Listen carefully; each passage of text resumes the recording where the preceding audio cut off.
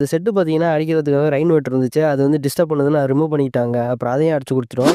அப்புறம் செட்ல பார்த்தீங்கன்னா, ஃப்ரண்ட்ல வந்து ஒரு லைட் பாயிண்ட் கேட்டிருந்தாங்க. அது வந்து ஸ்ட்ரீட் லைட்டு அடிச்சிருக்கோம் பாருங்க. அப்புறம் வந்து அதுக்கு பைப் பார்த்தீங்கன்னா வந்து கம்பிலாம் போட்டு கட்டலங்க. வெல்டு வச்சுட்டோம்ங்க. ஏன்னா வெல்டு வச்சுட்டா தான் எதுவும் காத்து எதுவும் பலமா அடிச்சுட்டா வந்து சேக் ஆகாது. நல்லா ஸ்ட்ராங்கா கிரிப்பா இருக்கும். அப்புறம் லைட் பாயிண்ட் பார்த்தீங்கன்னா, செட்டுக்குள்ள வந்து 2 லைட் பாயிண்ட் கேட்டாங்கங்க. 2 பக்கமும் ரைட், லெஃப்ட்லயும் வந்து டியூப் லைட் பாயிண்ட் குடுத்துருக்கோம். அப்புறம் பைப்லாம் பார்த்தீங்கன்னா, ஆங்கிலோட சேர்த்து கேபிள் டை போட்டு நல்லா டைட்டா கட்டிட்டோம்ங்க. கேபிள் டைட்டே போதுமானதுங்க. அது கம்பியெல்லாம் போட்டு கட்ட தேவையில்ல. கேபிள் டைட்டே ரொம்ப லைஃப் வரும்.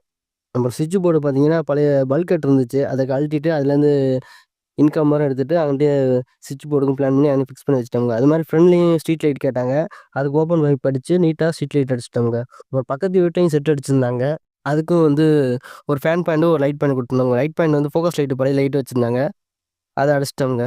நம்ம ஒரு வீடியோ புடிச்சிருந்தா மறக்காம லைக் பண்ணுங்க. நம்ம ஒர்க் எப்படி இருக்குன்னு மறக்காம கமெண்ட் பண்ணிருங்க.